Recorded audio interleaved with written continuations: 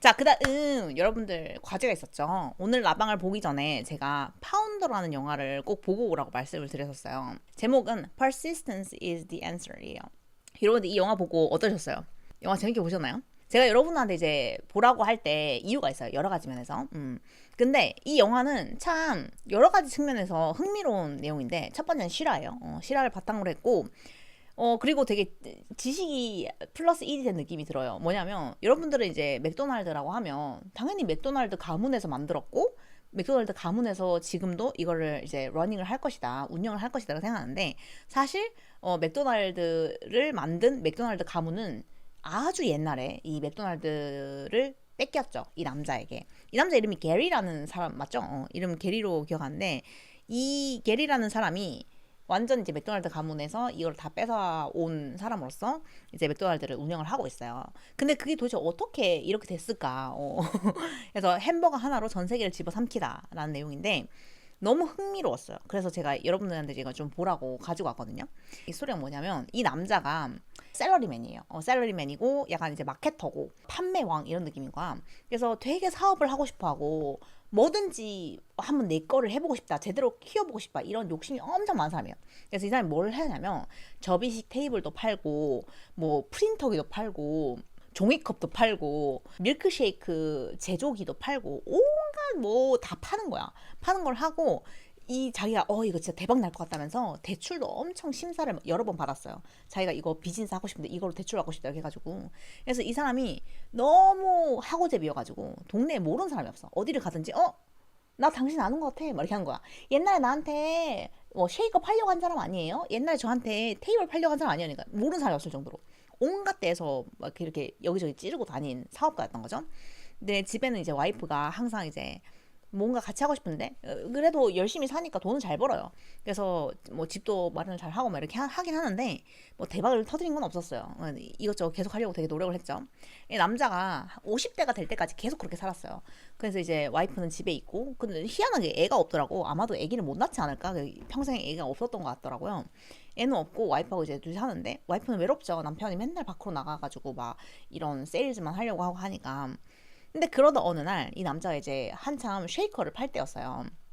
근데 전화가 한 통 온 거야. 그때는 쉐이커를 하나만 팔아도 와 대박 쉐이커 팔았다 이렇게 할 텐데 이제 안내원이 전화를 해요. 그래서 이 사람한테 게리 이번에 이제 쉐이커를 6개 주문한 데가 있어 이렇게 했는데 거기 한번 연락해가지고 확인해봐. 근데 이 남자가 쉐이커를 6개를 산다고? 도대체 어디에서 쉐이커를 6개나 써? 아무리 큰 대형 레스토랑에서도 뭐 사람들이 한꺼번에 그렇게 많이 사질 않으니까. 그래서 뭐 오류가 있겠지 이러고 전화를 해요. 그래가지고 여보세요. 쉐이크를 6개나 샀다고 하는데 아무래도 주문 오류가 있는 것 같아서 전화 드렸다고. 오류 맞죠? 이렇게 얘기했어. 그랬더니 그 남자가 이제 전화를 받은 남자가 네 오류 맞습니다. 8개를 시켜야 되는데 실수로 6개를 시켰네요. 8개 갖다 주세요. 이렇게 얘기해요. 그래서 이 남자가 깜짝 놀라요. 뭐? 이렇게 생각하는 거지. 8개가 필요하다고? 도대체 어디에서 8개가 필요해? 이렇게 생각한 거야.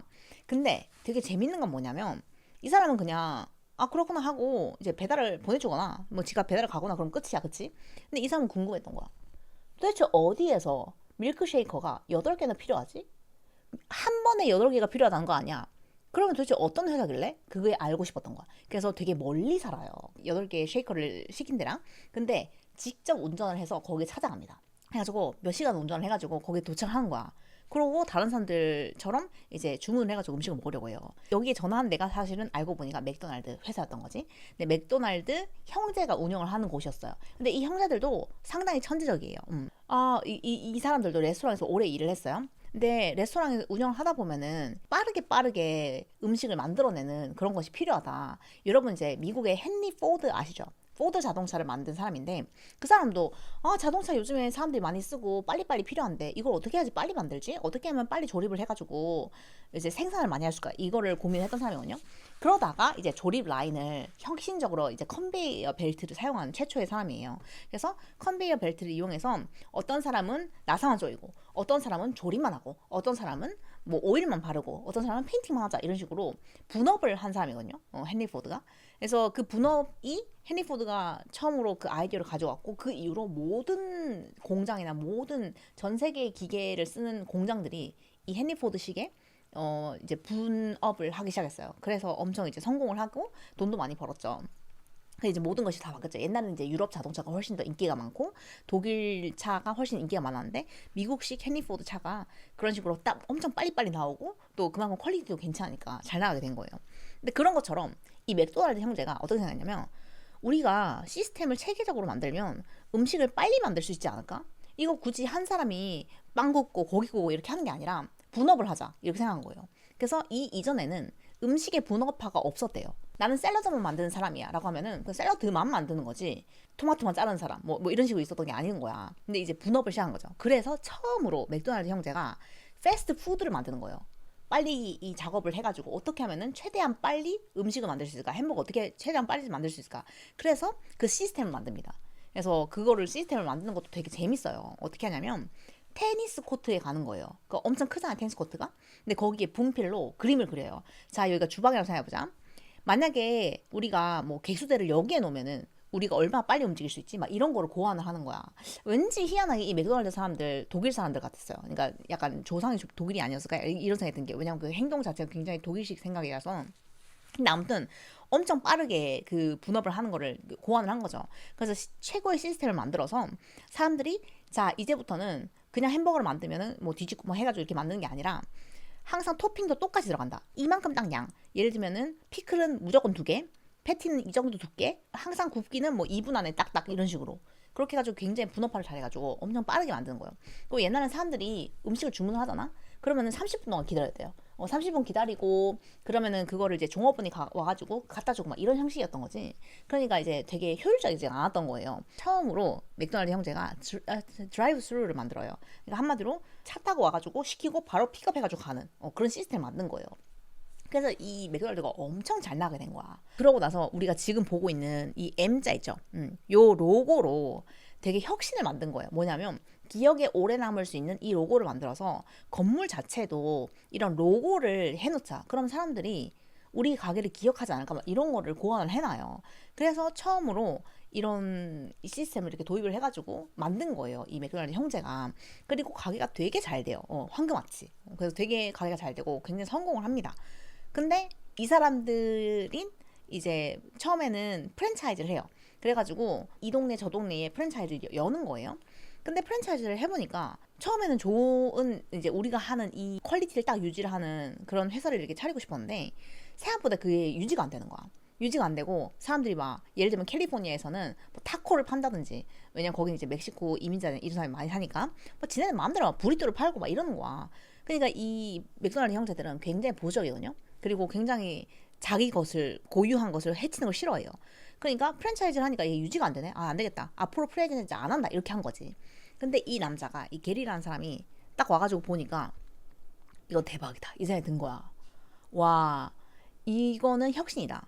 이때까지 이렇게 스피디하게 음식을 분업화해서 만든 것도 없었고 거기다가 이 M 황금아치를 사용해가지고 하는 것도 너무 기가 막히다 이렇게 생각한 거예요. 그래가지고 얘가 맥도날드 형제들한테 제안을 해요. 우리 계약하자. 내가 너네 회사 진짜 키우겠다. 그러면은 너네가 로열티를 가지고 너네 회사인데 내가 이거를 이제 프랜차이즈화 해가지고 여기저기 이렇게 뚫어가지고 여러 군데 이걸 하겠다. 그럼 너네는 앉아서 돈방석에 앉는 거다. 이런 식으로 막 설득을 해요. 그래가지고 그 대신 너네 회사니까 내가 다른 건 건드리지 않겠다. 뭐 너네가 하고 싶은 대로 퀄리티 유지하고 하는 거 다 하겠다. 이렇게 하는 거죠. 그래가지고 드디어 프랜차이즈를 하기 시작합니다. 근데 이 남자가 진짜 대단한 게 뭐냐면 장난 아니에요. 그 스킬이. 왜냐면 처음에는 이 남자도 프랜차이즈를 열었는데 아까 맥도날드 형제가 했던 것처럼 이게 퀄리티 유지가 안 되는 거야. 사람들이 막 지만대로 해. 더럽고 막 피클도 여러 개 올렸다가 말았다가 막 이런 거 하는 거야. 그래서 이 사람이 어떻게 하냐면 진짜 괜찮은 사업 아이템인데 이걸로 돈 벌고 싶은 사람 이렇게 해가지고 처음에는 이제 사람들한테 프랜차이즈를 주거든요. 요즘 사람들이 하는 거 똑같죠. 근데 나중에는 어떻게 하냐면 자기가 프랜차이즈를 줄 사람을 고르는 거야. 왜냐면 자기 말대로 시스템을 잘 따를 사람이 필요하니까. 그래야지 브랜드 이미지가 유지가 되잖아요. 그래서 처음에는 돈 많은 사람들한테 투자를 받으려고 했었는데 그게 아니라 이 사람은 은퇴한 사람들을 찾아가요. 그래서 은퇴하고 되게 막 공무원 출신 이런 좀 말 잘 들을 것 같은 사람들 있잖아요. 그런 사람들한테 야, 너 이거 대출 받아가지고 이거 사업해. 이거 아이템 대박이야. 이런 식으로 하는 거죠. 그래가지고 사람들이 이제 말 잘 듣는 그런 사람들이 하는 거야. 그 다음에 이 사람이 유대인들을 찾아가요. 왜냐면 유대인들이 되게 규율도 잘 지키고 말도 잘 듣고 룰도 잘 따르고 그리고 엄청 엄격하게 그 깨끗하고 이런 걸 잘 지키잖아요. 그래서 유대인들 이제 일 잘하는 유대인들을 찾아가서 그 사람들 다 뚫어요. 그러고 뭐 군인들, 퇴역한 군인들 찾아가고 막 이런 식으로 해가지고 정말로 딱 그 매니징을 잘할 것 같은 사람들 하는 거야. 그 다음에 자기가 봤을 때 정말 일 잘하고 딱 규칙을 잘 지키는 사람들을 매니저로 고용을 해서 각 그 업체마다, 그러니까 각 프랜차이즈마다 이 매니저로 고용을 딱 해놓는 거야. 그럼 그 사람들이 규칙적으로 탁탁탁 이렇게 할 수 있게. 그러다 보니까 이제 프랜차이즈가 많아져도 맥도날드 형제들이 원하는 대로 그대로 이렇게 다 유지가 되는 거야. 그러니까 너무 좋았어요. 근데 이게 처음에는 이제 예를 들면 캘리포니아 주에 뭐 10개 막 이런 거였다면 시카고에도 몇 개, 어디에도 몇 개, 그래서 이게 진짜 완전 세계로 뻗어나가는 거야. 근데 문제가 뭐냐면 이 사람이 맥도날드 형제한테 로열티를 주고 자기한테 남는 돈이 거의 없는 거예요. 그래서 오히려 이 사람은 빚더미에 안게 돼요. 그리고 자기 집을 모기지를 맡겼거든요. 그러니까 집을 대출을 해놓은 거야. 그래서 내가 만약에 돈이 부족하면 우리 집이 팔려나가게 생긴 거예요. 그래서 이 사람이 진짜 막 큰 빚더미에 안기 일보 직전까지 가거든요. 근데 사업 수완도 너무 좋고 회사가 너무 잘 되고 있는데 자기는 오히려 빚더미에 앉은 거야. 그래서 그때 도대체 왜 이렇게 됐냐 그걸 생각하게 된 거지. 근데 알고 보니까 옛날에는 기술이 별로 좋지 않으니까 냉장고 자체가 냉장 시설이 엄청 비싼 거예요. 근데 아이스크림 팔고 밀크쉐이크 팔고 이런 게 생각보다 너무 전기세가 많이 든 거야. 그래가지고 오히려 운영을 하면 할수록 마이너스가 되는. 그래서 장사는 너무 잘 되는데 돈이 안 되는 거예요. 그래서 이 사람이 업체 사람 한 명하고 대화를 하는데 어떤 여자가 이렇게 얘기하는 거예요. 우리 밀크쉐이크 파우더를 쓰자. 진짜 우유 쓰지 말고 아이스크림 쓰지 말고 그러면은 비용이 이만큼이나 절감이 될 수 있다. 그럼 우리 훨씬 더 이익을 낼 수 있고 너도 돈 마이너스 되지 않을 수 있다. 이렇게 얘기한 거지. 근데 맥도날드 형제는 되게 보조기로 했잖아요. 돈을 많이 벌 수 있는 방법이 있다 하면서 맥도날드 형제한테 제안을 해도 맥도날드 형제는 무조건 노해요. 안 돼. 퀄리티 때문에 안 돼, 안 돼, 안 돼. 그러니까 얘가 뭐 하고 싶잖아. 혁신적인 뭔가를 하고 싶으면 전부 다 안 된다고요. 무조건 거절. 그러니까 사업을 같이 하는 게 너무 힘든 거야. 그래서 처음에는 이 남자가 좀 불쌍하게 여겨져요. 그러니까 너무 열심히 하고 힘들게 하는데 돈도 못 벌고 맥도날드 형제는 맨날 노라고 하니까 진짜 힘들겠다 이런 생각이 든단 말이야. 그래서 약간 좀 안 됐다는 생각이 들어요. 그리고 너무 열심히 사니까 응원하게 돼요. 약간 이 남자 그래서 대출을 받고 이제 집이 팔려나가기 일보 직전까지 되거든요. 근데 그때 이제 이 남자가 대출을 심사를 받는 거를 옆에서 지켜보던 한 남자가 있어요. 그 남자가 이 남자를 찾아갑니다. 그래서 안녕하세요 게리 씨, 만나 뵙게 돼서 영광입니다. 요즘에 정말 잘 나가시는 분이잖아요. 뭐 이래. 그래서 아 예 이러면서 이제는 인기가 많으니까 자기도 지금 바쁜데 왜 막 이런 식으로 귀찮아서 한단 말이야. 근데 이제 이 남자는 뭐라고 하냐면 지금 그렇게 사업이 잘 되는데 돈이 없다는 게 말이 돼요? 지금 분명히 뭔가 잘못되고 있다고 이렇게 얘기한 거지. 그래서 뭐가 잘못됐다는 거죠? 이렇게 하고 이제 대화를 하기 시작한 거야. 장부를 쭉 보더니 얘기하는 게 뭐냐면 지금 로열티 줄 거 다 주고 파워가 하나도 없군요. 당신에게 이로운 거를 하나도 하고 있지 않다고 이러면서 그때 당시에는 햄버거 얼마 안 하잖아. 25센트 막 이렇게 밖에 안 해요. 25센트 팔아가지고 여기에 로열티 주고 뭐 주고 하면은 돈 남는 거 없다고. 왜냐면 이 사람은 자기 체인을 하는 게 아니거든. 이 사람 말 그대로 이 체인을 확장함으로써 프랜차이즈 비를 벌어야 되는데 나가는 돈이 너무 많다 보니까 자기는 돈이 하나도 안 되는 거야. 그래가지고 이렇게 해서는 안 된다고. 그래서 그 사람이 그럼 도대체 어떻게 해야 되는데 이렇게 하는 거야. 그래서 당신이 해야 되는 것은 맥도날드로 햄버거를 파는 게 아니라 부동산 사업을 해야 돼요. 이렇게 얘기해요. 그게 사실은 이게 되게 유명한 얘기거든요. 맥도날드는 사실은 햄버거 가게가 아니라 부동산 가게다 이런 얘기를 해요. 그래서 이 남자가 처음에는 이해를 못해요. 뭔 소리야 그게? 부동산 뭘 하라는 거야? 이게 완전 게임 체인저인데 뭔 말이냐면 그러니까 너가 이때까지는 사람들한테 야 너가 대출 받아서 임대해서 가게를 내라 그러면은 너 돈 많이 벌 수 있을 거야 이렇게 제안을 했잖아. 근데 그게 아니라 예를 들면 이 사람이 부동산 회사를 하나 여는 거예요. 그러고 나서 처음에 대출을 받아서 일단 땅을 사요. 그래서 그 땅을 산 다음에 그 돈이 없잖아. 근데 땅을 사도 나한테 야 너 지점 내고 싶어? 그럼 나한테 땅 빌려. 나한테 임대해. 그러면 너한테 열어줄게. 이렇게 하는 거지. 그러니까 이제는 힘이 세니까 맥도날드 열고 싶은 사람 많고. 그러니까 나한테 무조건 임대한다는 조건으로 너 프랜차이즈 열게 해줄게. 이렇게 바꾸라는 거예요. 그러면은 일단 처음에는 대출로 했지만 사람들이 계속 임대료를 내니까 빚을 갚을 수 있잖아. 그러니까 갚을 수 있는 빚을 내서 땅을 계속 사는 거죠. 그리고 부지를 좋은 데로 계속 하는 거예요. 그럼 땅값은 계속 오르잖아. 그러니까 이게 결국에는 무조건 이득인 거지. 게다가 뿐만 아니라 맥도날드 형제도 원래는 이제 로열티도 있고 원래 걔네들이 오리지널이니까 쟤네들이 싫다 그러면 얘네들이 할 수 있는 게 아무것도 없었어요. 근데 맥도날드 형제가 하는 땅도 이 사람이 사버려요. 이제는 임대업을 하는 사람이잖아. 그러니까 만약에 맥도날드 형제도 얘 말을 안 들으면은 너네 나가 이렇게 하면 끝인 거야. 왜냐면은 그 부동산 업이랑 맥도날드 회사 자체는 똑같은 회사가 아니야. 완전 다른 회사거든요. 그러니까 지가 하고 싶은 대로 다 하는 거지. 그래서 맥도날드 형제한테 야 너네도 이제 파우더로 팔아. 너네가 노 해도 상관없다고 이렇게 얘기해요. 그러니까 맥도날드 형제가 엄청 열받아하는 거지. 그랬더니 너네가 컨트롤할 수 있는 거는 딱 매장 안까지다. 너네가 뭐 퀄리티 체크 어쩌고저쩌고 하면서 피클 2개 이상 넣으면 안 된다 뭐 이렇게 하면 오케이 그건 인정이야. 근데 딱 매장 밖을 나오는 순간 이제는 내 영역이라고. 너네는 절대 나한테 터치할 수 없다. 이렇게 해요. 그러니까 처음에는 맥도날드 형제가 온갖 파워를 다 가지고 있었는데 점점 시간이 갈수록 맥도날드 형제가 파워가 없어져요. 그러다가 이제 나중에는 진짜 얘가 모든 파워를 다 가지게 되고 그리고 얘가 이제 맥도날드 형제한테 제안을 하는 거죠. 너네 회사 나한테 팔아. 이렇게. 이제는 맥도날드 형제가 이제 힘이 없거든. 근데 중요한 건 뭐냐면 사실은 맥도날드 형제도 잘못을 하긴 했어요. 그러니까 애초에 막 컨저비티브하게 그냥 노노 전부 다 이렇게 하는 게 아니라 이 남자가 막 확장을 해나가잖아. 그러면 막 즐거워해야 되는데 이 컨트롤 안 되는 걸 키우기만 하는 것 같아. 안 되겠어. 이 사람이랑 같이 사업하는 게 아니었어. 막 이러지 않단 말이야. 근데 생각해보면은 자기들은 진짜 앉아서 돈방석에 앉는 시스템이었잖아요. 그러면 이 사람이랑 같이 이제 워킹을 잘 했으면 됐단 말이야. 그래서 같이 이거를 회사를 키웠으면 됐는데 오히려 이 사람 골칫덩어리다 막 이렇게 생각하고 무조건 노라고 하고 막 전부 다 이제 어게인스트예요. 그러니까 사이가 점점 안 좋아지고 뭔가를 같이 할 수 없는 사이가 된 거지. 그래서 이 부분에서 저는 약간 좀 맥도날드 형제가 좀 답답했어요. 그러니까 이 남자도 나중에는 이제 이렇게 사이가 좀 틀어지죠. 그러고 나서 맥도날드의 회사 이름 자체를 아예 그냥 사버리려고 해요. 그 집을. 예, 그러면서 이제 여기는 내 회사다. 너네 끼키봤자 로컬 아니냐. 너네 동네에서 그냥 맥도날드 형제들이 했다. 이게 다지. 사실은 맥도날드를 키운 건 나다. 이러면서 나한테 팔아 이렇게 해요. 그러면서 이제 200만 불, 270만 불 정확하게는 제안합니다. 그러니까 우리나라 돈으로 치면 한 이제 그 당시 30억이죠. 30억 정도 주겠다. 나한테 팔아 이렇게 한 거죠. 근데 그때 30억이 너무 큰 돈이잖아. 그러니까 걔네들도 고민을 하다가 오케이를 한 거예요. 그래가지고 이제 팔게 돼요.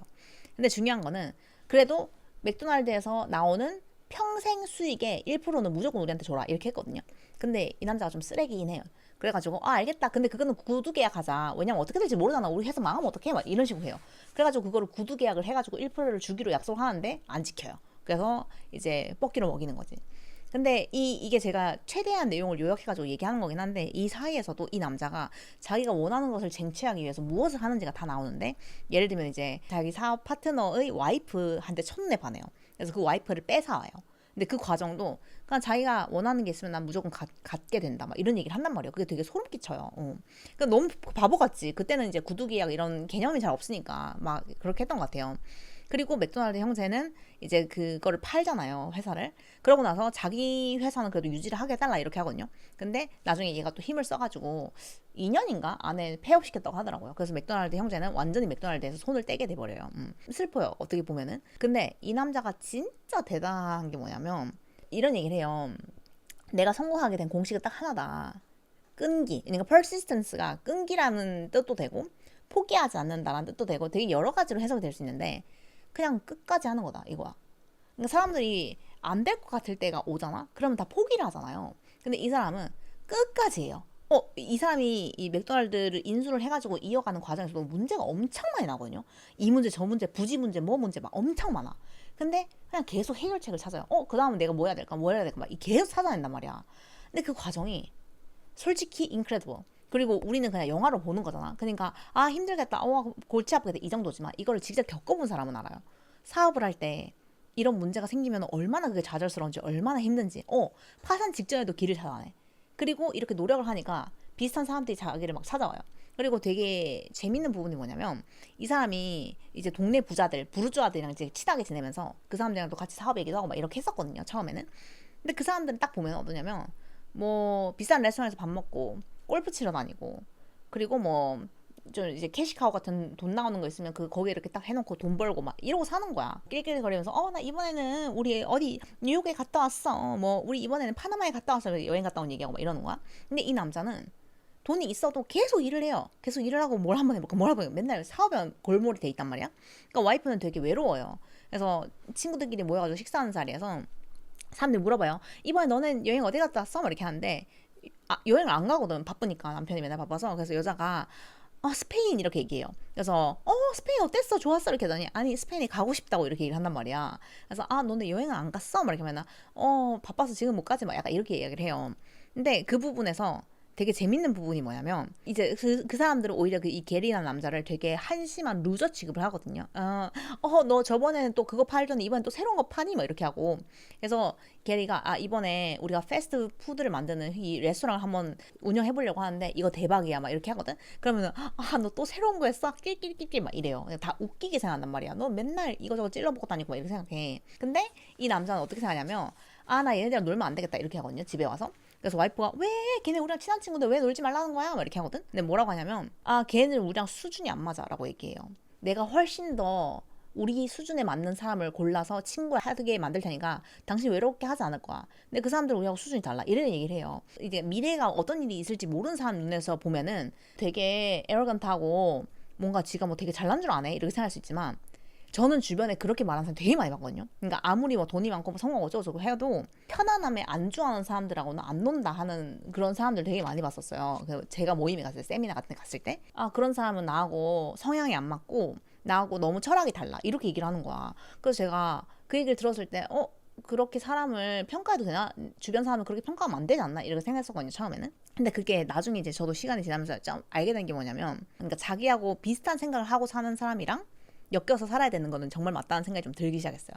여러분들도 마찬가지인데 나보다 더 나은 인간을 만나야지 내가 뭔가를 배울 수 있는 사람을 만나야지 그 사람이 사는 것을 보고 쟤는 끝까지 도전하네? 쟤는 항상 안 돼도 다시 하네? 쟤는 포기를 모르네? 이러면서 우리도 그 영감을 받고 쟤는 저런 식으로 하는구나 이걸 배우잖아.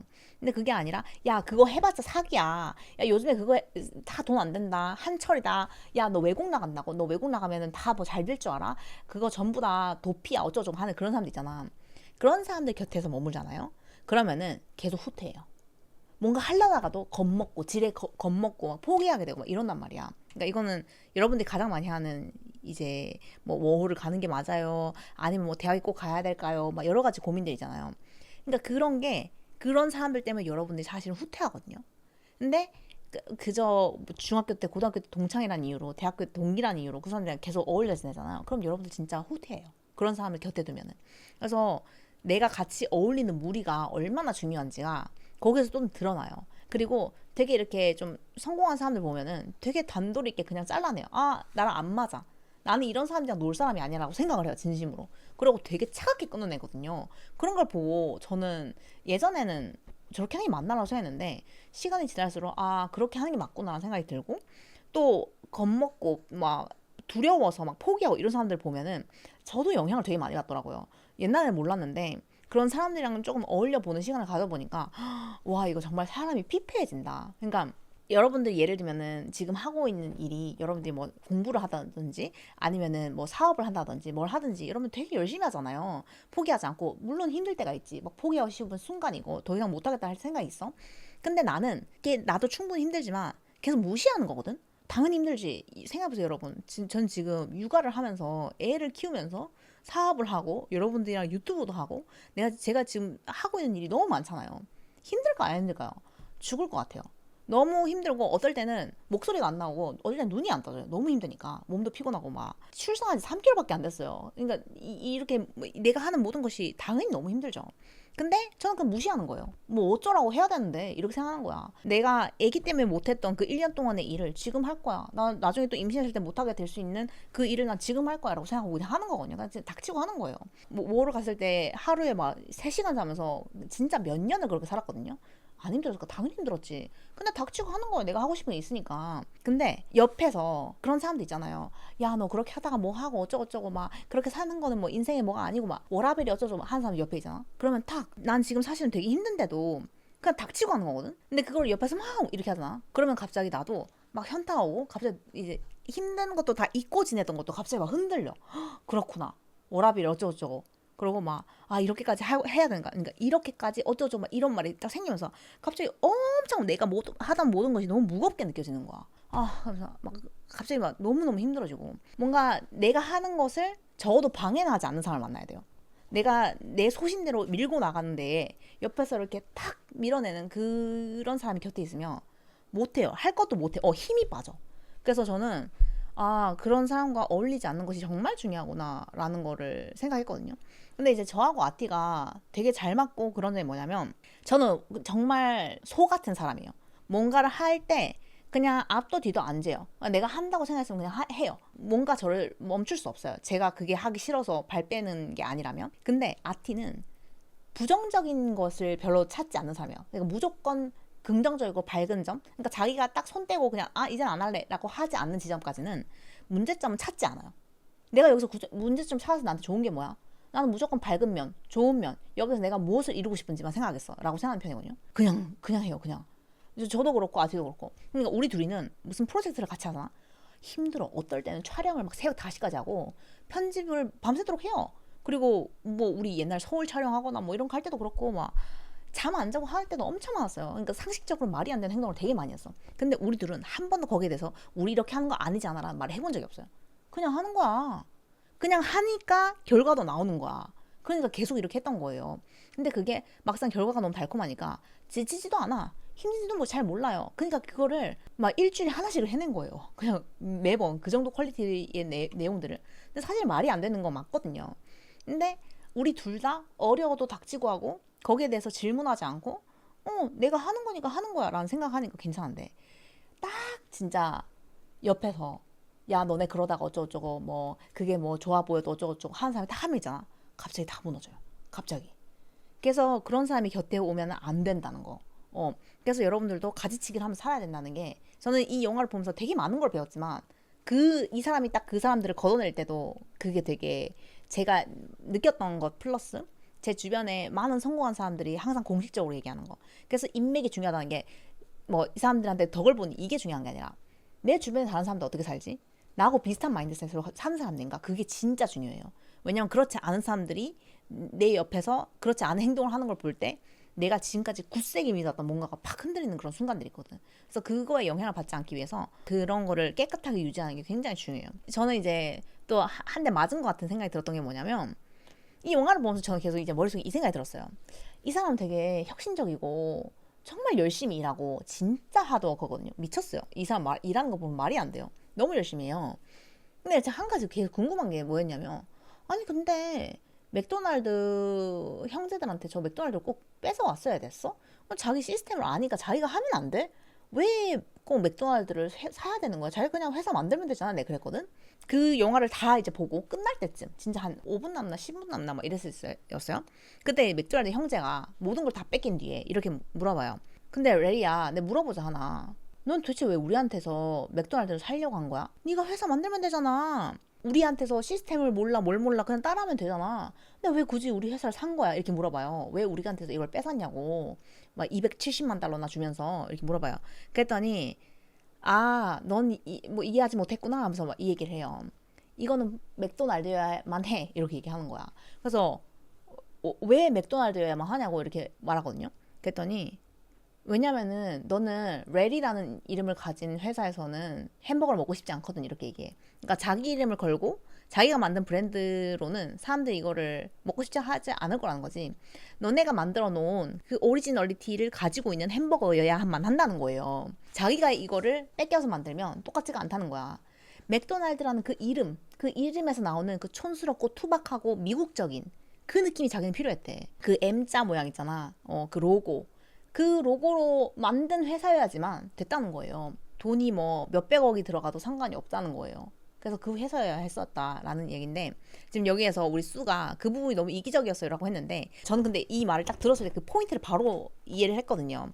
그러니까 이미 완벽하게 만들어져 있는 그것을 그대로 가지고 왔을 때 예를 들면 우리가 샤넬 브랜드 어떤 느낌인지 다 알잖아요. 근데 내가 샤넬이랑 똑같은 걸 만들어도 이건 샤넬이 더 이상 아니야.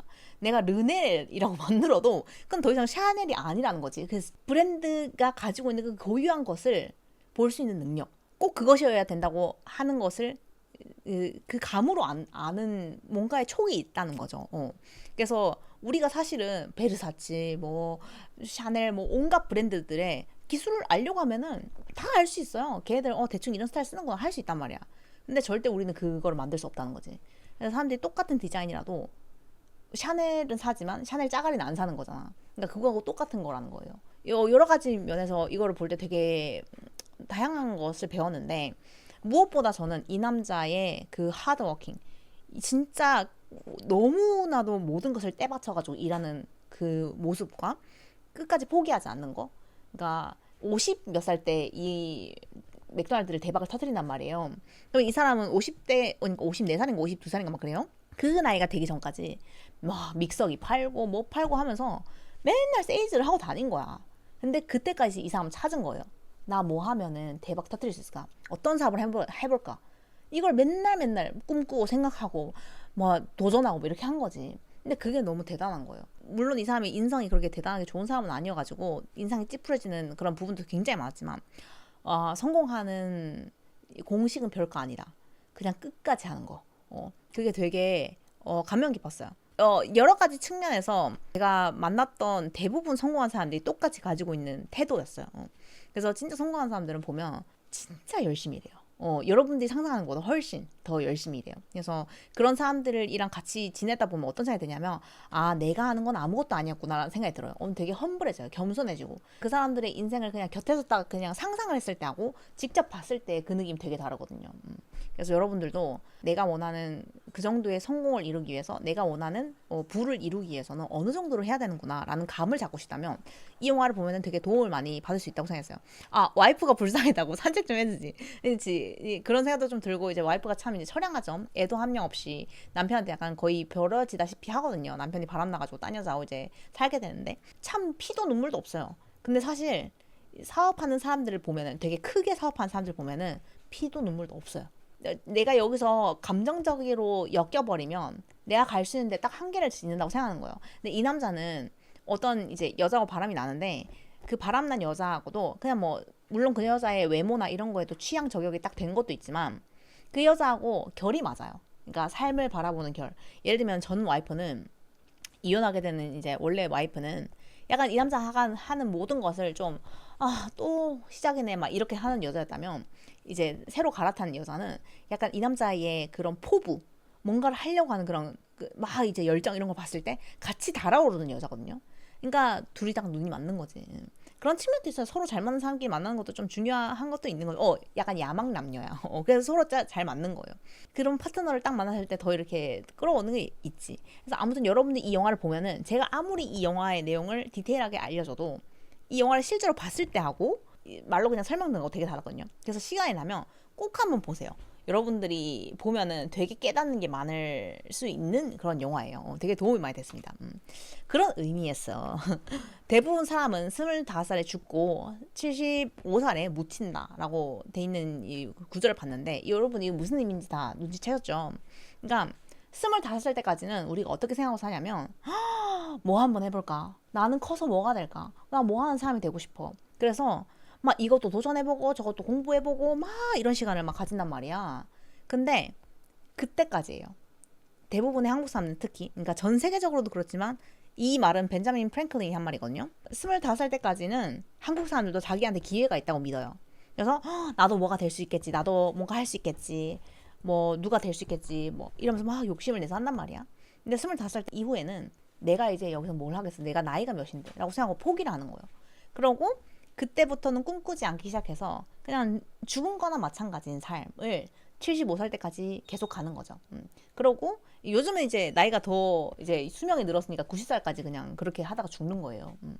근데 그런 삶은 사실 여러분들이 막 드라마 같은 데는 보면은 막 나오는 회사원들의 삶이 있잖아요. 그러니까 목표도 없고 그냥 정말로 죽지 못해 사는 그런 삶을 살아가는 거죠. 근데 저는 어른이 되면 다 그렇게 사는 줄 알았어요. 왜냐면 맨날 텔레비에서 보여주는 게 그렇잖아. 막 힘들게 일하고 막 밖에서 구박받고 막 힘들게 막 깨지고 집에 들어와서 막 그래도 와이프하고 애기 뭐 토끼 같은 애기 보면서 막 눈물을 흘리면서 막 이렇게 참아가는 그런 가장의 모습 막 이런 거 막 그런 거 보면서 컸다 보니까 어른들은 다 저렇게 사는 거구나 이렇게 생각했는데, 저는 제가 어른 돼보니까 사는 게 그런 게 아니더라고요.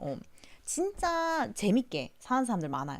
그러니까 한국에도 요즘에는 그런 사람이 많은 것 같고, 삶의 방식이 너무 다양해요. 너무 다양하고 진짜 재밌고 막 진짜 낄낄 파티처럼 사는 사람도 분명히 있거든요. 근데 그게 내 삶이 아니라고 믿어버리는 순간 여러분들은 25살에 죽은 그 삶을 그대로 계속 살게 되는 것 같아요. 그래서 우리가 오늘 봤던 그 맥도날드의 파운더, 레리 같은 그런 도전 정신을 가지고 계속해서 도전하지 않는다면 우리가 맥도날드를 창시할 필요는 없어요. 그렇게 대단한 창시자가 될 필요는 없지만 될 수 있죠. 당연히 될 수 있고 그렇게 될 수 있기 위해서 뭔가 새로운 막 자기의 역량을 50살이 될 때까지 계속 찾아내는 그걸 하기 위해서 되게 노력하는 삶을 살아야 된다고 생각해요. 그래야지만 살아있을 수 있어요. 제가 여러분들한테 항상 도전하세요. 지금 새로운 거 한번 해보자. 막 이런 얘기 하는 게 그냥 여러분들한테 뭐 자극하고 막 이러고 싶어서 그러는 게 아니라 그러지 않고 보내기에 20대와 30대는 너무 젊어요. 너무 영하고 젊고 그리고 여러분들의 그 가치나 여러분들이 할 수 있는 그 포텐셜이 너무 아까워요. 그래서 저는 그것을 끝까지 다 이렇게 좀 펼치고 살았으면 좋겠다는 생각을 했습니다. 삶에는 세 단계가 있는데 태어나고 이게 뭐야 씨발 하다가 죽는데요. 그래서 여러분들이 태어난 이후에 이 두 번째 단계 이게 뭐야 씨발의 단계에서 너무 오랫동안 살 수 없단 말이야. 그래서 이 두 번째 단계를 여러분들이 막 우당탕탕탕 하고 막 재밌게 여러 가지 해보다가 죽어야죠. 그게 아니면 그냥 태어나고 나서 아이씨 이러다가 죽는 거야. 뭔 줄 알아? 그 우리가 모르는 세상이 있다. 그러니까 왜 여러분들이 물론 해외 여행은 많이 가보셨잖아요. 요즘 한국 사람들 여행 참 많이 하니까. 근데 살아보지 않았잖아요. 살아보지 않은 분들은 외국에 사는 사람들이 이제 어떤 생각을 하고 이런 거 잘 모르니까 다 간접 취업하잖아요. 예를 들면 저한테 얘기 듣는 거는 있어도 여러분들이 진짜 본 적은 없으니까. 근데 영국 가서 제일 신기했던 게 하나 있는데 나이 40 먹은 사람들이 진짜 아무렇지도 않게 새로운 걸 시도한다는 거야. 직업도 바꾸고 공부도 다시 하고 완전 다른 인생을 산다는 거. 처음에 놀랐는데 이제 알겠더라. 40이 끝이 아니라 다음 시즌 시작이라는 걸. 그래서 나는 스타트업 조인함. 인생이 또 이상하게 흘러가더라 라고 했는데 우리는 이제 아까 얘기했듯이 25살쯤 되면 인생 끝났다고 생각하잖아요. 아, 나는 이제 내가 할 수 있는 건 딱 요까지구나 하는 그 마지노선을 사람들이 막 정한단 말이야. 그러다 보니까 새로운 거 도전도 당연히 안 하고 그냥 주어진 삶, 내가 할 수 있는 딱 그거까지만 하고 살아요. 근데 사실 외국에 살다 보면은 와, 세상에 별 사람들이 다 있네. 별일 하는 사람 다 있네. 이런 생각 들고 특히 제가 이제 플로리다 살았으니까 플로리다는 갑부들이 진짜 많아요. 그러니까 엄청난 갑부들. 막 전 세계 가장 부자인 사람들 이런 사람들이 대부분 플로리다 아니면 모나코 막 이런 데 많거든요. 근데 그런 데서 보면 여러분 진짜 재밌는 게 뭐냐면 진짜 부자인 사람들 중에 희한하게 부자인 사람들이 되게 많아요. 우리가 상상해보지도 못했던 그런 류의 부자들이 되게 많거든요. 그러니까 좀 엄청 어린 애들 중에 진짜 부자인 애들 되게 많이 봤는데 그 애들은 막 핀테크 그런 아주 영한 그런 거 하는 사람 되게 많았고 그리고 게임이나 뭐 IT 계통 이쪽으로 엄청 어릴 때부터 개발해가지고 부자가 된 애들도 되게 많았고 근데 무엇보다 이런 사람도 되게 많았어요. 예를 들면 진짜 별것도 우리가 살면서 아 이런 거 눈치도 못 챘는데 하는 그런 것도 있잖아. 예를 들면 단추 뭐 아니면 신발 밑창 그 다음에 뭐 플라스틱으로 뭐 돼 있는 마개 뭐 예를 들면 치약 뚜껑 이런 거 있지. 그런 것만 만드는 회사. 근데 그런 거를 전 세계에서 제일 많이 유통하는 그런 회사를 해가지고 막 진짜 아예 뭐 조단위의 갑부가 되고 이런 거 진짜 많거든요. 그러니까 너무 희한한 사람이 많고 세상에 너무 돈을 벌 수 있는 길도 많고 어디에서 어떤 기회를 엿보는지에 따라서 인생이 진짜 완전 바뀔 수 있구나라는 생각하면서 아 사는 거 너무 흥미진진하다는 생각을 했었어요. 그래서 제가 아티하고 요즘에는 이제 너무 바빠서 많이 못 보지만 옛날에 샤크탱크라는 걸 정말 열심히 봤었어요. 왜냐면은 그게 약간 그걸 보면은 뇌가 막 깨요. 아, 저런 데서도 아이디어를 얻을 수 있었구나. 아, 저런 거에서도 비즈니스를 봤구나. 이런 생각하면서. 그래서 우리가 삶에서 불편함을 느끼고 뭔가 바뀔 수 있다는 것을 계속 캐치해내서 거기에서 뭔가 사업을 계속 꾸리는 사람. 그래서 저는 여러분들한테 항상 개인이 전부 사업가가 되세요라고 얘기하는 이유가 그렇게 생각을 하는 사람만이 새로운 것을 계속 모색해 나갈 수 있어요. 그래서 아직은 제가 그러니까 저하고 아티가 ABU를 시작한 이유와 ABU를 통해서 여러분한테 뭘 하고 싶은지를 아직 다 얘기를 안 했잖아요. 왜냐면 이제 따단 하고 딱 준비가 됐을 때 전부 다 이렇게 보여드리려고 하는 건데 저희는 여러분들을 사업가로 만들고 디지털 노마드로 만들고 시스템에서 완전히 벗어나서 개인적으로 하고 싶은 걸 다 하고 살 수 있는 그런 삶의 루트를 찾아주기 위해서 이 ABU를 창시를 한 거예요. 그래서 하나씩 풀고 있는 거거든요.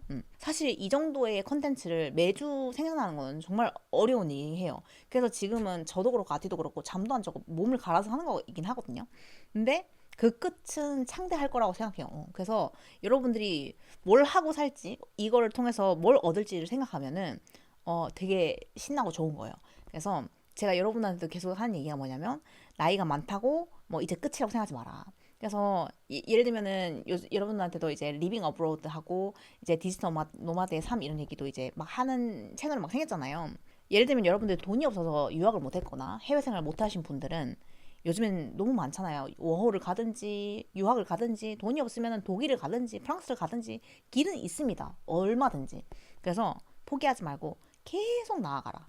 지금 여러분들이 있는 그 자리에서도 요즘에 돈 버는 건 별것도 아니에요. 솔직히 편의점 알바하고 뭐 공장만 뛰어도 몇백만 원 벌 수 있는 세상 아니야.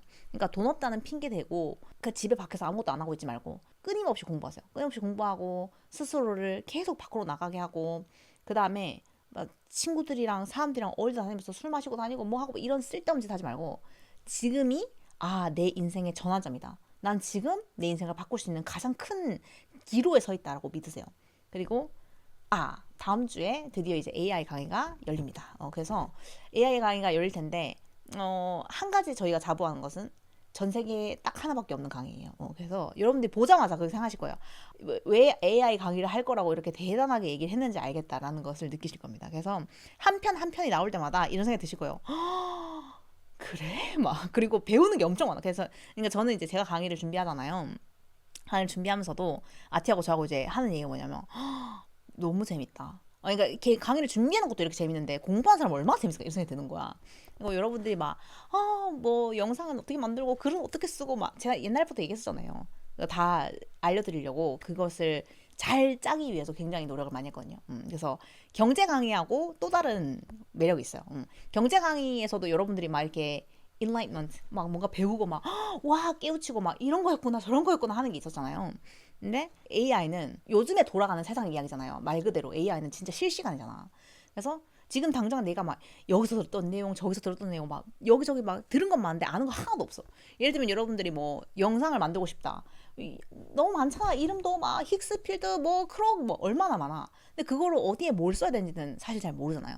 그래서 그런 거를 그냥 한 번에 쫙 정리해주는 그런 커리큘럼으로 모든 시중에 나와 있는 모든 AI를 여러분들이 해야 되는 것만 알려드릴 거예요. 그러니까 쓸데없는 그런 돈 낭비하지 않게. 그래서 다음 주에 이제 출시가 되고 그거를 이제 강의가 딱 시작되면 여러분들이 이래서 난리였구나 이렇게 하실 겁니다. 그래서 재밌을 거예요. 그래서 저는 사실은 저하고 아티가 만나고 싶은 사람들을 만나고 살잖아요. 세계 다니면서. 근데 사실은 저희 주변의 사람들도 다 저희하고 비슷한 사람이 되었으면 하는 것도 있어요. 그러니까 물론 여러분들도 이미 굉장히 멋지고 훌륭한 점이 많지만 또 여러 가지 측면에서 여러분들이 가고 싶은 길이 있고 더 큰 무대로 나가고 싶은데 아직 약간은 지역구에서 놀고 있는 사람들이 많잖아. 그래서 여러분들이 조금 더 세계로 나아가고 조금 더 확장된 막 이런 걸로 할 수 있는 그런 길로 저희가 도와줄 수 있는 부분이 있으면 도와드리고 그래서 같이 이렇게 더 커지는 거죠. 그래서 이 글의 댓글도 되게 재밌었는데 몇 살쯤에는 이래야 된다 하는 식으로 나이의 한계를 규정하는 짓만 안 해도 이 작은 국가의 경쟁력이 얼마나 성장할지 감도 안 옴. 그러니까 한국이 사실은 정말로 보수적이고 아직까지 그리고 뭐 이거 하면 된다 안 된다 서로 눈치도 많이 주고 막 이렇게 하는 나라지만도 이렇게 솔직히 말해서 요즘에는 완전 K 붐 장난 아니잖아. 근데 만약에 우리가 그런 한계를 넘어서 가지고 한다면 얼마나 더 대단한 나라가 될까라는 생각이 든다 뭐 이런 말이었어요. 너무 공감이 갔고 한국은 나이와 삶에 있어서 모범 답안, 모범생이 있는 듯한 느낌이다. 그러니까 이거 너무 공감가지 않아요? 그러니까 딱 해야 되는 거, 사람들이 좋아할 만한 그런 태도 이런 걸 딱 가지고 살아야 되는데 그거에서 어긋나면은 근데 이 사람은 이런 점이 별로고 저래서 어쩌고 저쩌고 막 이렇게 하잖아. 전 사람들에게 사랑받는 사람이 되고 싶지 않아요. 이게 무슨 말이냐면 사랑 안 받고 싶다 이런 말이 아니라 일론 머스크가 했던 얘기 중에 제가 되게 감명 깊게 생각했던 이야기가 뭐였냐면 일론 머스크가 그런 얘기하거든요. 인간의 가장 나약한 포인트가 뭔 줄 알아? 사랑받고 싶다는 거야 라고 얘기를 해요. 그러니까 사람들은 훨씬 더 대단한 걸 할 수 있고 훨씬 더 멋지게 살 수 있는데 사랑받고자 하는 그 욕망이 너무 커서 다른 사람을 실망시키지 않기 위해서 자기를 죽이고 산다는 거예요. 자기는 남들에게 사랑받고 싶어하는 그 욕망을 포기했기 때문에 하고 싶은 말을 다 할 수 있고 시도하고 싶은 걸 다 할 수 있대요. 근데 저는 그 말이 되게 약간 한 대를 띵 맞은 것 같은 기분이었거든요. 왜냐하면 저도 처음에 사업을 시작하고 막 저만의 인생을 막 살기 시작했을 때 그게 제일 두려웠던 것 같아요. 사람들한테 미움받는 거. 그리고 유튜브를 할까 말까 고민을 했을 때도 사람들은 날 싫어하지 않을까? 한국 사람들은 나를 싫어할 것 같아. 왜냐면 난 성격도 너무 세고 NTV인데다가 뭐 이러니까 저러니까 그래서 난 사람들이 싫어할 거야. 나 유튜브 안 할 거야. 이렇게 생각했거든요. 그러니까 날 좋아하는 사람이 있을 거라는 기대를 하는 게 아니라 나를 싫어하는 사람들이 악플을 달게 두려워서 안 했던 거예요. 근데 너무 당연한 한국 사람의 사고 방식이고 한국 사람들 보통 그렇게 생각하잖아요. 막 비난받을 것이 두렵고 욕먹을 게 두렵고 이래서 안 하잖아. 근데 누군가에게 예쁨 받고 싶다는 것을 포기하면은 사는 게 되게 수월해져요. 할 수 있는 게 너무 많아져요. 그래서 우리 일론 머스크 보면은 와, 저 사람 진짜 희한하다, 특이하다 이런 생각 하잖아. 근데 되게 하는 거 보면 기행도 많지만 정말 특별한 사람이 맞아요. 제가 나중에 AI 강의를 할 때 일론 머스크 얘기를 굉장히 많이 하거든요. 여러분들도 일론 머스크를 다른 눈으로 보실 거예요. 이 사람의 행적을 보면은 대단한 사람이에요. 진짜 대단한 사람이고 무엇보다 그 사람이 대단한 행동을 할 수밖에 없었던 이유 중에 하나도 그 사람은 다른 사람들에게 호감을 받고 싶어하는 열망이 굉장히 강하지 않아요. 포기한 것 같아요. 그러니까 다른 사람들, 이 사람한테는 그렇겠지. 평범한 사람들의 관심, 평범한 사람들의 사랑 받고 싶지 않아. 왜냐면 나는 이미 내가 특별하고 솔직히 천재니까. 그래서 그렇기 때문에 진짜 하고 싶은 거 다 하고 사는 것 같아요. 그래서 저도 이제 어느 순간부터는 다른 사람한테 굳이 사랑받아야 되나라는 생각이 드는 거예요. 물론 나를 좋아해주고 나를 응원해주는 사람은 너무 고맙고 그런 사람에게 나도 더 잘하고 싶은 마음은 있지만 사랑받고 싶다는 그 열망이 옛날만큼 막 그렇게 간절하지 않아요. 그리고 뭐 누가 이 사람 좀 그렇다 어쩌고 하면은 관심이 안 생겨요. 그리고 뭐 욕하고 악플 이런 것도 상처를 안 받아요. 그게 저도 약간 초월하게 된 것 같아요. 의미 없다고 생각해요.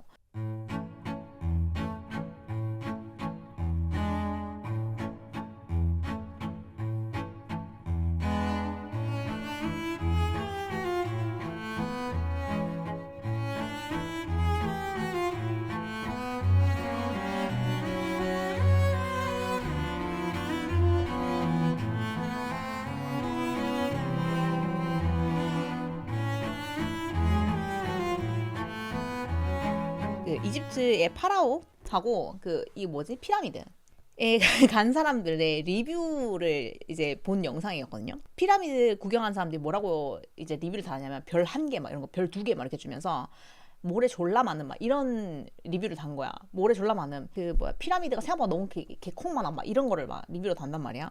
사람들은 아무것도 모르고 남을 평가하거나 심지어는 인류 사학적으로 굉장히 의미 있는 피라미드도 불평을 한다. 그리고 사막에 가가지고 모래가 많다고 컴플레인 하는 거예요. 그런 사람들이 사는 이 지구에서 우리가 얼마나 페어한, 공정한 평가를 원하나요? 사람들의 수준이 그렇게 높지 않을 수 있다는 거를 이해하잖아? 그러니까 그 사람 피라미드인데. 그래서 그거를 이해하는 순간 사람들 평가에 좀 이렇게 관심이 없어지는 것 같아요. 저 사람들의 이해 별로 받고 싶지 않아. 관심 없어. 약간 이런 생각이 들어요. 나는 해외 자원봉사 가끔 하는데 이번에 이탈리아 동계올림픽 외국 자원봉사자는 대부분 50대 60대들이 찐 많음. 회사에서 자원봉사 한다고 하면 장기 휴가 허용하고 개인적인 보람 이런 것들로 중장년들이 자원봉사에 열정적이고 보면 개부럽. 심지어 의사 등 전문직이 많아. 서양 애들은 나이에 상관없이 자기가 하고 싶은 거 도전하는 게 이게 찐 인생인가 싶더라고 라고 했는데 여러분 이 사람 아세요? 이 사람 보니까 누군지 아세요? 누군지 아세요? 저는 누군지 몰랐거든요. 근데 이거 보고 나서 나 누군지 알았구나라는 걸 깨달았어요. 이제 소리는 이제 음악 때문에 못 들었는데 SM에서 계속 떨어지고 JYP에 떨어지고 근데 YG는 됐어. 근데 이제 데뷔를 했는데 한한령이 터져가지고 원래는 이제 중국을 좀 공략을 하는 그런 그룹이었는데 망했대요. 그래서 첫 번째 그룹 망하고 쇼미더머니 나가는데 안 돼. 근데 이 사람 포기를 안 한대요. 그래서 푸듀에 나갔어. 그래가지고 이 사람이 67위에서 5위까지 올라갔대. 그래가지고 X1이란 데가 됐어요. 근데 뭐 되게 열심히 해서 재밌게 하려고 했는데 투표 조작으로 두 번째 그룹도 날아가요. 근데 이제 보통은 여기서 접잖아요. 2번이나 망했는데. 근데 이 사람이 작곡을 하기 시작해요. 그래가지고 프로듀싱 이런 걸 해가지고 솔로 우즈라는 미니 앨범을 했대요. 그리고 이제 군대를 갑니다. 근데 군복을 입고 이제 자기가 쓴 드라우닝이라는 노래를 했는데 그게 영상 조회수가 2,500만 회가 터진 거야. 그러면서 군복무를 하면서 차트 1위를 막 다 했대요. 그래서 11년 동안 자기가 하고 싶은 음악을 포기하지 않고 계속 했는데 오디션은 50번이나 떨어지고 이렇게 했다는 거예요. 근데 저는 사실 이 사람 누군지 잘 모르는데 딱 요거 때문에 알았거든요.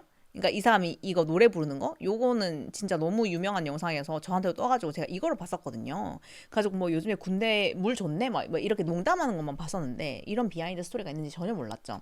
그래가지고 엄청 이제 대단한 사람이 이렇게 하고 떴는데 저는 이게 이제 맥도날드 얘기하고 이제 똑같은 내용이라고 생각해요. 끝까지 자기가 하고 싶었던 거를 포기하지 않는 사람에게는 언젠가 이런 시간이 온다. 사실 근데 이 부분에서 저는 약간 울컥했던 게 뭐였냐면 사실은 진짜 포기하고 노래도 안 된 거잖아. 그래서 군대를 갔는데 군대에서 불후의 명곡이 나와가지고 이걸 해서 이렇게 대박이 터지는 거는 정말 바늘 구멍같이 낮은 확률이잖아요. 정말 작은 구멍을 뚫은 거예요, 이 사람이. 계속해서 도전했기 때문에 이게 됐다는 거를 저는 믿어요. 그래서 여러분들도 정말 하고 싶은 게 있다면 내가 감이 좀 떨어지고 내가 미감도 별로 좋지 않고 그리고 다른 사람들보다 얼굴이 예쁘거나 잘생기지 않고 여러 가지 단점이 있을 수 있겠죠. 모든 사람들이 가지고 있는. 예를 들면 화사는 한국 사람들이 생각하는 그런 기준은 전혀 미녀가 아니기 때문에 처음에는 데뷔도 못할 뻔하고 막 이런 적 되게 많았대요. 근데 그냥 자기가 좋아하는 거니까 계속 밀어붙이니까 지금은 되게 매력 있고 개성 있는 얼굴로 사랑받잖아요. 그런 것처럼 하면은 된다고 생각해요. 그래서 본인이 부족한 점은 계속해서 개선해 나가면서 자기만의 것을 만들면은 무조건 될 수 있다고 생각합니다. 그래서 되게 이거 보고 저는 좀 감명을 받았었어요.